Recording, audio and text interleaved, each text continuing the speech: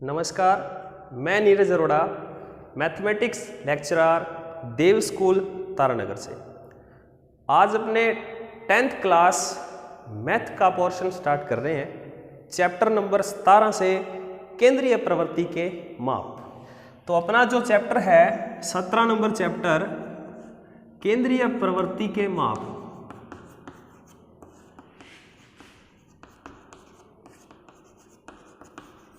ये जो आपका चैप्टर है बोर्ड क्लास में ये 6 अंक का चैप्टर है और इसमें आपके पास एक बड़ा प्रश्न 6 नंबर का जो भाग द होता है वो पूछा जाता है।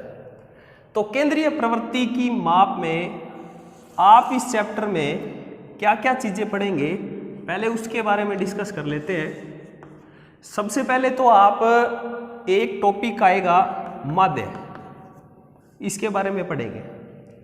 फिर सेकंड पार्ट इसमें भारित माध्य ये पढ़ेंगे और थर्ड इसमें आएगा बहुलक और एक इसमें आएगा माध्यक। तो इस 6 नंबर के चैप्टर में आपको ये 4 चीज़ें पढ़नी है, माध्य, भारित माध्य, बहुलक और माध्यक। इसमें भी आगे 3 मेथड काम में आएंगे। सबसे पहला जो इसका मेथड आएगा वो अपने टाइप पढ़ेंगे अवर्गीकृत आंकड़े। दूसरा अपने पढ़ेंगे अवर्गीकृत बारंबारता आंकड़े। अवर्गीकृत बारंबारता आंकड़े। और तीसरा अपने पढ़ेंगे वर्गीकृत बारंबारता आंकड़े। वर्गीकृत बारंबारता आंकड़े।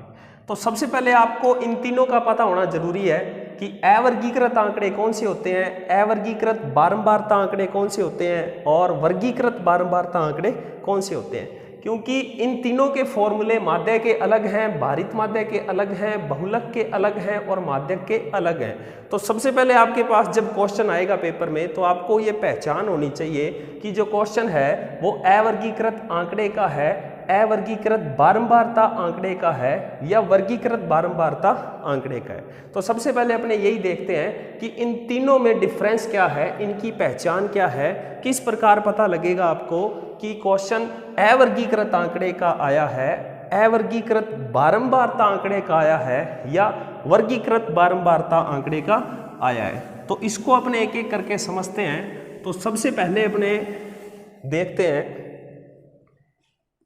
अवर्गीकृत आंकड़े। अवर्गीकृत आंकड़े एक एग्जांपल ले रहा हूं मैं कि कक्षा 10 में एक मैथ का टेस्ट हुआ। कक्षा 10 में एक मैथ का टेस्ट हुआ, कितने नंबर का? 10 अंक का। और कक्षा 10 में मान लेते हैं अपने विद्यार्थी कितने थे? 5 विद्यार्थी थे। कितने विद्यार्थी थे? 5 विद्यार्थी। तो एक ऐसा विद्यार्थी था जिसके 10 में से 4 नंबर आए। एक ऐसा विद्यार्थी था जिसके 10 में से 5 नंबर आए। एक ऐसा विद्यार्थी था जिसके 10 में से 8 नंबर आए। एक ऐसा विद्यार्थी और आ गया जिसके 10 में से कितने नंबर आए? 8 नंबर आए। और एक ऐसा विद्यार्थी आया जिसके 10 में से कितने आ गए? 10 नंबर आ गए। इसका कोई वर्ग नहीं बना हुआ, सिर्फ आपको ये आंकड़े दे रखे हैं कि 5 में से एक विद्यार्थी के 4, एक विद्यार्थी के 5, 2 विद्यार्थी ऐसे जिनके 8 और एक क्या है? 10 वाला है। सेकंड टाइप अपने पढ़ते हैं अवर्गीकृत बारंबारता आंकड़े। इन दोनों में क्या डिफरेंस है? वर्ग इसमें भी नहीं बना होगा, वर्ग इसमें भी नहीं बना होगा। इसमें बारंबारता दी जाएगी। कैसे? इसी एग्जाम्पल को जो आपने अभी ऊपर किया है इसको मैं अगर नीचे बनाऊं तो देखिए किस प्रकार बनेगा। एक कॉलम बनाते हैं प्राप्तांक का और एक कॉलम बनाते हैं बारंबारता का। तो यहां पर आपको दिख रहा है 4 नंबर वाला विद्यार्थी भी है, 5 नंबर वाला विद्यार्थी भी है, 8 नंबर वाला विद्यार्थी भी है और 10 नंबर वाला भी विद्यार्थी है। तो आपको यहाँ दिख रहा है कि 4 वाला कितना विद्यार्थी है? एक ही विद्यार्थी है। 5 नंबर लेने वाला कितना विद्यार्थी है? एक ही विद्यार्थी है। 8 नंबर वाले लेने वाले कितने विद्यार्थी हैं? 2 विद्यार्थी। और 10 वाला कितना है?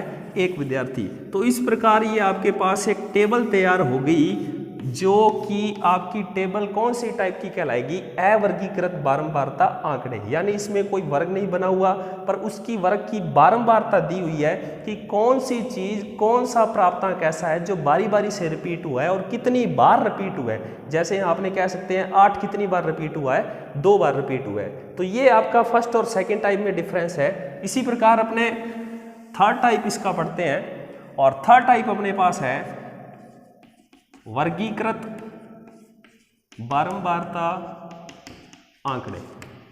वर्गीकृत बारंबारता आंकड़े, इसका मैं एग्जांपल लेना चाहूं, जैसे मैं ये बना रहा हूं प्राप्तांक बारंबारता, कि एक क्लास में अब अपने पास 50 नंबर का टेस्ट हुआ। कितने नंबर का टेस्ट हुआ? 50 नंबर का, जिसमें से 0 से लेके 10 तक, 10 से लेके 20 तक, 20 से लेके 30 तक, 30 से लेके 40 तक, और 40 से लेके 50 तक। अब तो 0 से लेकर 10 तक, अब वो टोटल विद्यार्थी अपने गिन लेंगे जिनके 0 से लेके 10 तक नंबर आए होंगे। मान लेते हैं वो विद्यार्थी कितने थे? 5 विद्यार्थी थे। अब जिनके 10 से 20 के बीच में मार्क्स आए होंगे वो टोटल विद्यार्थी मान लेते हैं कितने विद्यार्थी थे? 4। 20 से 30 के लिए मान लेते हैं टोटल विद्यार्थी कितने हो गए? 1। और 30 से 40 तक मान लेते हैं टोटल विद्यार्थी कितने हुए? 5। और 40 से 50 के बीच में टोटल विद्यार्थी कितने मान लेते हैं? 10। यानी इसमें आपको फर्स्ट टाइम में तो आपको प्रत्येक विद्यार्थी के अलग अलग मार्क्स बताए जाएंगे। सेकंड टाइम में ये बताया जाएगा कि 8 नंबर लेने वाले कितने विद्यार्थी हैं, और थर्ड में ये बताया जाएगा कि यहाँ से लेकर यहाँ तक, यानी 0 से लेकर 10 तक कितने विद्यार्थी, 10 से 20 तक कितने विद्यार्थी। तो पहले आपको इन तीनों टाइप की पहचान होनी चाहिए। जब तक आप तीनों टाइप की पहचान नहीं कर पाओगे, आपको ये पता नहीं लग पाएगा कौन से टाइप का क्वेश्चन आया हुआ है, तो आप सवाल नहीं कर पाओगे, क्योंकि हर टाइप का जो फॉर्मूला है वो अलग अलग फॉर्मूला है। तो नेक्स्ट अपने जो पढ़ेंगे 17.1 पढ़ेंगे नेक्स्ट वीडियो में, माध्य है। और माध्य में ये तीनों टाइप के सवाल आपके पास आएंगे। वर्गीकृत बारंबारता आंकड़े के भी आएंगे, अवर्गीकृत बारंबारता आंकड़े के भी आएंगे, और अवर्गीकृत आंकड़े के भी आएंगे। धन्यवाद।